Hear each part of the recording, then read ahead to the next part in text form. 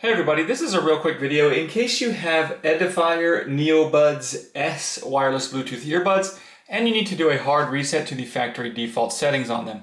Now you're going to want to do this for one of two reasons. The first one is troubleshooting. If these earbuds are not pairing with Bluetooth, or they're not connecting to your device, or if they keep disconnecting, or if you're only getting sound out of the left ear or the right ear, this factory reset can fix a lot of these issues. Also, if you want to set these up as a new set of earbuds and delete all of the previous pairing history off of them, this will do the trick.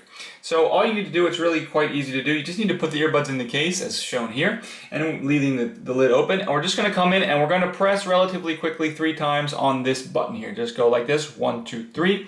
And once that happens, it should enter the reset mode, the right ear, the left-right connection and reset mode, and you'll see the LED lights down at the bottom here will be lit up one by one from the sides to the center.